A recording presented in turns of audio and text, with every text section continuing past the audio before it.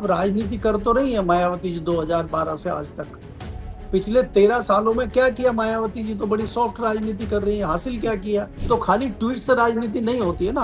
आप कोई विरोध प्रदर्शन भी सड़क पर उतर के नहीं कर रहे हैं, तो इससे कहीं ना कहीं नुकसान बसपा को हो रहा है। और उसका फायदा किसको मिलेगा? भारतीय जनता पार्टी को मिलेगा, समाजवादी पार्टी को मिलेगा, चंद्रशेखर को मिलेगा। ये आपको उत्तर प्रदेश चुनाव में पता चलेगा। नमस्कार, 4 PM पर आप सभी का स्वागत है। मैं हूं आपके साथ अब्दुल करीम। 2027 में उत्तर प्रदेश में विधानसभा का चुनाव है। अभी 2 साल का समय है लगभग, लेकिन तैयारियां तेजी से इस वक्त सभी दलों ने उत्तर प्रदेश में करनी शुरू कर दी है। रणनीति अभी लगातार बनती हुई दिखाई दे रही है। मायावती ने कल अपने भतीजे आकाश आनंद को एक बड़ी जिम्मेदारी दी। जी हाँ, अभी कुछ दिन पहले आकाश आनंद की पार्टी में वापसी हुई, उससे पहले उनको पार्टी से निकाल दिया गया था। लेकिन उसके बाद वापसी हुई, तो जब वापसी हुई तो कयास ये लगाए जाने लगे कि आकाश आनंद की जब पार्टी में वापसी हुई है, तो वो दिन भी आएगा जब मायावती आकाश आनंद को बड़ी जिम्मेदारी सौंपेगी। और कल वो दिन आ गया। दिल्ली में जो बसपा की बैठक हुई, उस बैठक में मायावती ने एक बड़ा ऐलान किया। नेशनल कोऑर्डिनेटर से मायावती ने आकाश आनंद को मुख्य नेशनल कोऑर्डिनेटर बनाया है। यह एक बड़ी जिम्मेदारी आकाश आनंद को मायावती ने कल सौंपी है। हालांकि आकाश आनंद का अब बड़ा इम्तिहान भी होने वाला है, क्योंकि देखिए अभी बिहार का चुनाव है और उसे उसके बाद यूपी का चुनाव है। तो बड़ी जिम्मेदारी तो जरूर आकाश आनंद को मिली है, ताकत तो जरूर बढ़ी आकाश आनंद की। और जो तीनों नेशनल कोऑर्डिनेटर हैं वो अब आकाश आनंद को रिपोर्ट करेंगे। आप सोचिए कि जो शख्स जो आकाश आनंद पार्टी से निकाल दिए गए थे, वो पार्टी में आए, उसके बाद अब मायावती ने उनको इतनी बड़ी जिम्मेदारी सौंप दी कि जो 3 नेशनल कोऑर्डिनेटर हैं वो आकाश आनंद को रिपोर्ट करेंगे। हालांकि जो जानकार है वो ये कह रहे हैं कि उनके जो तेवर है, तेवर में नरमी दिखाई देगी। और मायावती ने भी आकाश आनंद को हिदायत दी है कि वो अपने तेवर में थोड़ा नरमी बरते, यानी कि सख्त तेवर त्यागने की बात मायावती ने आकाश आनंद से की है। लेकिन अब आकाश आनंद बसपा को कितना मजबूत कर पाएंगे, बसपा को कितना जिंदा कर पाएंगे? बिहार का चुनाव है, बिहार में आकाश आनंद किस तरह से कैंपेनिंग करेंगे, किस तरह से वहां दलितों को, वहां युवाओं को जोड़ने का वो काम करेंगे। उसके बाद यूपी का चुनाव है, तो ताकत के साथ साथ बड़ी चुनौतियां भी उनके सामने होंगी और बड़ा इम्तिहान भी आकाश आनंद का होगा। तो कई सवाल हैं, इस पर हम करेंगे चर्चा। वरिष्ठ पत्रकार के पी मलिक जुड़ चुके हमारे साथ। आपका स्वागत है 4 PM पर। जी धन्यवाद। सर, क्या लग रहा है कि अब जिस तरह से नेशनल कोऑर्डिनेटर जो पहले थे आकाश आनंद, उनको मुख्य नेशनल कोऑर्डिनेटर मायावती ने कल बनाया, एक बड़ी जिम्मेदारी उनको सौंपी गई है। तो बड़ी जिम्मेदारी के साथ साथ आकाश आनंद के आगे किस प्रकार की चुनौतियां होंगी और उनका इम्तिहान भी होने वाला है? क्योंकि देखिए हाल ही में अभी कुछ दिन बाद इसी साल बिहार में चुनाव है, उसके बाद यूपी का चुनाव है। तो किस तरह से इस जिम्मेदारी को सर आप देख रहे हैं? देखिए करीम साहब, मेरे लिए कोई बहुत हैरानी या कोई बहुत आश्चर्यजनक बात जी। मुझे दिखाई नहीं देती है, न लगती है। हम्म। मायावती जी कई बार इनको लेती रही हैं, कई बार पार्टी से निकालती रही हैं। आज जी। उनको जिम्मेदारी दी है और इसमें भी कोई दो राय नहीं है कि मायावती के बाद अगर पार्टी की कमान किसी के पास जाएगी तो उसका नाम आकाश आनंद है। इसमें जी। हमें कोई दो राय नहीं, लेकिन हमें बात ये देखनी है कि आज पार्टी की स्थिति क्या है जी। और पार्टी जा कहाँ रही है। अगर आप देखेंगे भारतीय जनता पार्टी अपनी रणनीति साधने के लिए वो हाँ। अपने जो पिछड़े और दलित नेता हैं उनको आगे बढ़ा रही है। उसमें हम्म। कई सारे नेता उन्होंने, मंत्री भी हैं उसमें, जिसमें असीम अरुण को वो लेके आए हैं, बुद्धिजीवी भी हैं, पढ़े लिखे हैं, जी। मंत्री हैं। एक और अन्य मंत्री है, उनका नाम मुझे ध्यान नहीं आ रहा। दूसरी चीज क्या है कि अखिलेश यादव जिस प्रकार से अयोध्या से उनके सांसद हैं उनको आगे बढ़ा रहे हैं। कांग्रेस के तो राष्ट्रीय अध्यक्ष ही दलित हैं और अलग अलग मुद्दे हैं। पीडीए लेके आया है समाजवादी पार्टी और कांग्रेस जो है जातीय जनगणना की बात कर रही है। तो कहीं ना कहीं मायावती को ये लगता है कि जो उनका बचा कुचा अस्तित्व है कहीं जी। आगामी चुनाव में वही ना समाप्त हो जाए, इसलिए वो हलचल पैदा कर रही हैं। और भारतीय जनता पार्टी भी चाहती है कि मायावती जब तक जिंदा रहेंगी उत्तर प्रदेश में, तब तक भारतीय जनता पार्टी के लिए गोल्डन चांस है। भारतीय जनता पार्टी अगर उत्तर प्रदेश में कमजोर होती है तो इसका सीधा सीधा फायदा समाजवादी और कांग्रेस गठबंधन को होगा। क्योंकि भारतीय जनता पार्टी चाहती है त्रिकोणीय मुकाबला हो। इसको आप उदाहरण के रूप में ले सकते हैं कि अगर हरियाणा में आम आदमी पार्टी के केजरीवाल नहीं होते तो साफ तौर पे आज हरियाणा में कांग्रेस की सरकार होती।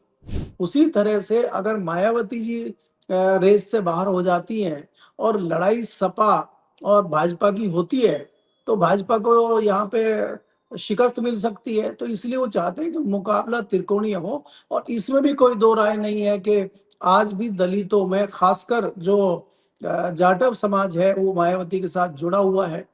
हालाँकि जो चंद्रशेखर हैं, उन्होंने अपनी पार्टी बनाई है, सफलता भी उनको मिली है, रिकॉर्ड वोटों से वो जीत कर सांसद भी बने हैं और जहाँ तक हमारी बात उनसे होती है, उनकी तैयारी भी है आगामी विधानसभा चुनाव लड़ने की। तो इससे कहीं न कहीं मायावती सकते में है कि जिस प्रकार से उसका जो वोटर है, वो छिटक रहा है और दूसरे दल उनको बहलाने, फुसलाने और अपनी ओर आकर्षित करने में लगभग कामयाब होते दिख रहे हैं, उससे कहीं न कहीं मायावती को घबराहट है। और वो चाहती है अगर पार्टी के अस्तित्व को बचाना है, पार्टी को बचाना है, तो किसी न किसी को लाना पड़ेगा। क्या इसकी क्या गारंटी है कि कल को कोई इस तरह की हरकत आकाश आनंद नहीं करेंगे और मायावती उनको फिर नहीं निकालेंगे?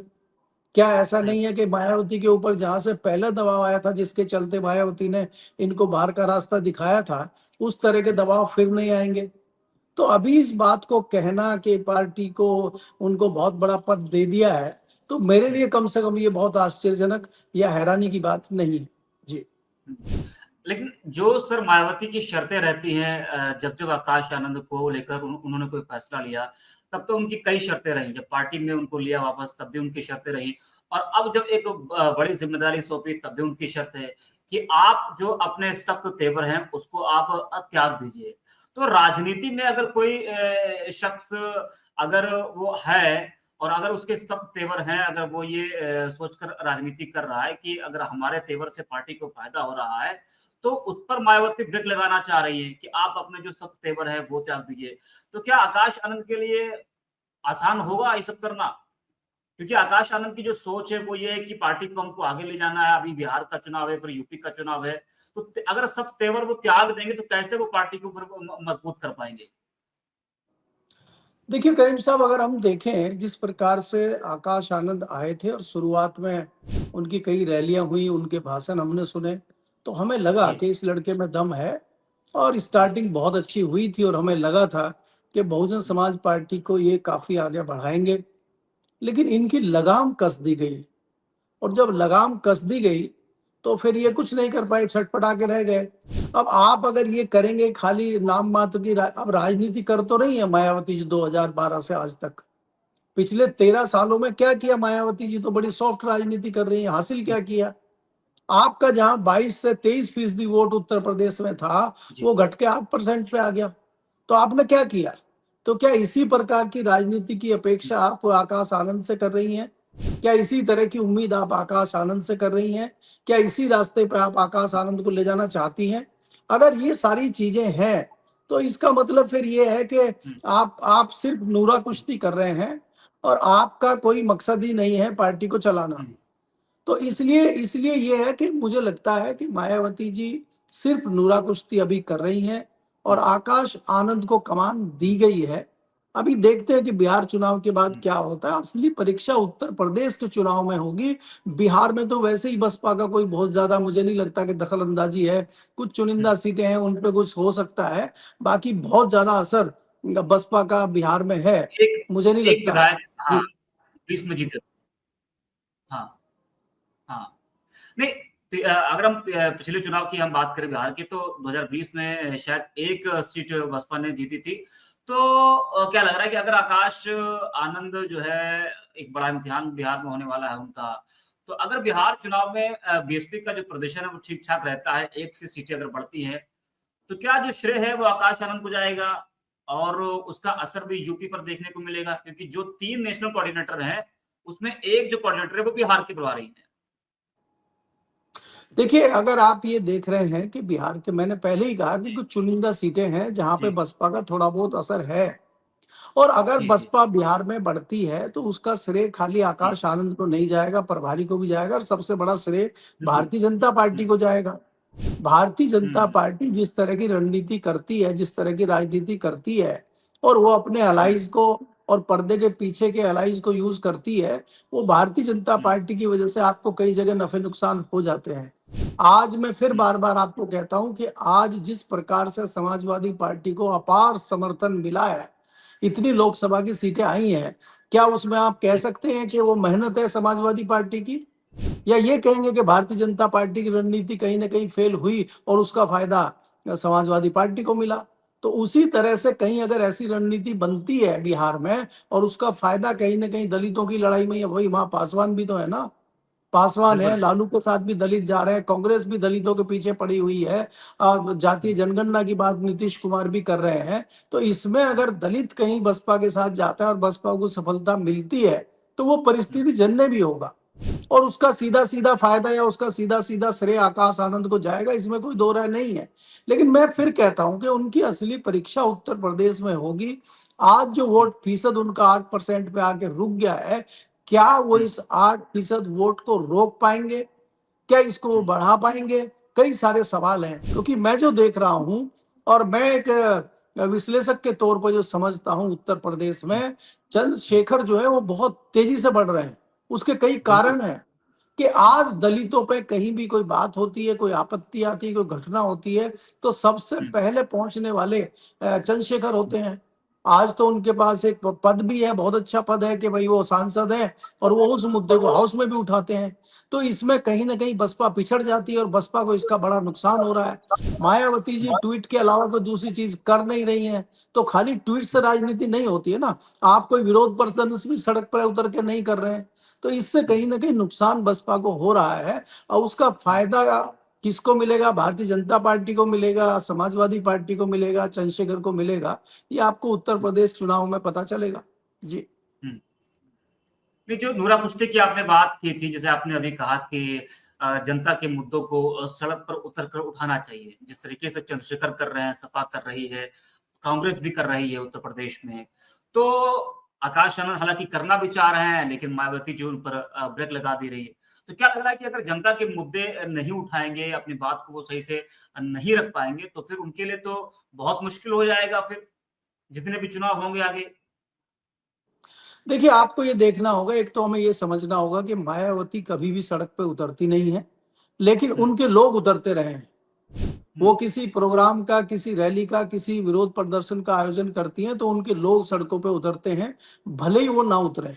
लेकिन अब तो वो हुँ, भी नहीं हो रहा है। तो आकाश जी, आनंद को अगर बसपा को आगे बढ़ाना है, आकाश आनंद को अगर संजीवनी डालनी है बसपा हुँ, में, तो उसके लिए उनको सड़कों पे उतरना ही पड़ेगा। उनको हुँ, स्पोर्ट पे पहुंचना पड़ेगा, क्योंकि मैं आकाश आनंद को भी देख रहा हूं कि वो हुँ, किसी रैलियों में तो नजर आते हैं, वो किसी हुँ, छोटे प्रोग्राम में, किसी धरना प्रदर्शन में, किसी जनता की समस्या में कहीं दिखाई नहीं देते। अगर कहीं हुँ, किसी दलित के ऊपर कोई घटना होती है, किसी दलित के ऊपर कोई अत्याचार होता है, तो वहां हुँ, तत्काल आकाश आनंद पहुंचे। ऐसी कोई घटना मुझे समझ में नहीं आ रही है, ना कोई मुझे याद आ रही है। लेकिन चंद्रशेखर की ऐसी तमाम घटनाएं, अभी पिछले दिनों आपने देखा कि वो मथुरा पहुंच गए और मथुरा में कुछ हुँ, लोगों ने उनका विरोध भी करने का कोशिश की। वहां पे किसी दलित को घोड़े पर नहीं बैठने दिया जा रहा था। जी, तो इस तरह जी, की घटनाओं में चंद्रशेखर का पहुंचना, उनके हुँ, समाज में लोकप्रियता हासिल करना आकाश आनंद के लिए खतरा है। तो आकाश आनंद उस खतरे से बचने के लिए क्या करेंगे, क्या रणनीति बनाएंगे और उसमें मायावती और बहुजन समाजवादी पार्टी उनका कितना सहयोग करेगी, ये सब देखने वाली बातें हैं जो आने वाले समय में आपको जल्द ही दिखेगा। हुँ। सर, कई बार देखा गया कि जब किसी नेता का पार्टी में अपमान हुआ, या तो उसने पार्टी छोड़ दी या फिर जो है उसने अपनी नई पार्टी बना ली। शिवपाल यादव ने भी जब उनको लगा कि वो अपमानित हो रहे हैं, उनको लगा तो उन्होंने अपनी एक पार्टी बनाई। हालाँकि उसके बाद वो फिर से सपा में आ गए। लेकिन आकाश आनंद को कई बार अपमान होना पड़ा। कई जो उनके समर्थक हैं उन्होंने कहा कि जो है मायावती जी ने आकाश आनंद का अपमान किया है। लेकिन और आकाश आनंद के बारे में कई अफ़वाह उड़ी भी कि उनको कांग्रेस से ऑफ़र है, उनको सपा से ऑफ़र है, उनको बीजेपी से ऑफ़र है। वो अभी जब कुछ दिन पहले उनको पार्टी से निकाला गया था, उसके बाद ये चर्चा होने लगी आकाश आनंद जो है अब किसी और दल में वो जा सकते हैं। जिस तरीके से मायावती का जो रवैया उस वक़्त था। लेकिन आकाश आनंद को एक उम्मीद थी कि हाँ हमें बसपा में कोई बड़ी ज़िम्मेदारी मिलेगी। तो क्या आकाश आनंद ने को ये लग रहा था कि जो है हमें यहीं रहना है और हमको आगे चलकर बीएसपी की कमान हमें को ही संभालनी है, इस वजह से उन्होंने कहीं जाने की नहीं सोचा? नहीं, इसमें कोई दो राय नहीं है कि भाई चंद्रशेखर सॉरी आकाश हाँ आनंद को जी। बसपा में ही रहना है, उन्हीं को कमान संभालनी है, उनको ये पता है, बिल्कुल पता है। मायावती ने उनको आश्वस्त किया हुआ है, भले ही वो दिखाने के लिए, जनता को मैसेज देने के लिए उनको निकालें या वापस लें। दूसरी जी, बात ये है, जो आपने तुलना की है शिवपाल यादव और आकाश आनंद की, वो तुलना ठीक नहीं है। क्योंकि अगर आप देखेंगे, बहुत पुराने नेता हैं शिवपाल, दो बड़े प्रदेश के मंत्रालय, सीएम के बाद जो दो महत्वपूर्ण पद होते हैं, सिंचाई मंत्रालय, पीडब्ल्यूडी मंत्रालय जैसे रह चुके हैं। लंबे दौर की उनकी राजनीति है, कई क्षेत्रों में वो लोकप्रिय हैं। उसके बावजूद उनको अलग होकर पार्टी बनाने के बाद में भी सफलता ना मिलना जताता है कि अगर इतने बड़े नेता को, इतने ग्राउंड से जुड़े हुए नेता को सफलता नहीं मिल रही है। आकाश आनंद का तो अभी फ्यूचर तैयार ही नहीं है, आकाश आनंद का तो कोई अस्तित्व ही नहीं है अभी। तो वो नई पार्टी बना के क्या सफलता प्राप्त कर लेंगे, ये आपके सामने, मुझे नहीं लगता वो सफलता प्राप्त कर लेंगे। दूसरा, अगर अन्य दलों में वो जाते हैं, किसी कांग्रेस में जाते हैं, कहीं किसी भी पार्टी में जाते हैं, तो उनका हश्र ऐसे ही होगा जैसे मेनका गांधी और वरुण गांधी का हुआ है कि आपको, आपके परिवार को, आपके लोगों को नुकसान पहुंचाने के लिए एक बार आपको राज्यसभा वगैरह दे दी जाएगी और उसके बाद आपको पैदल कर दिया जाएगा। तो इसलिए आकाश आनंद इस तरह का फैसला लेंगे या ले लेते या सोच रहे होंगे, मुझे नहीं लगता। क्योंकि यहाँ जो उनके पास है, वो अन्य दलों में उनको नहीं मिलेगा।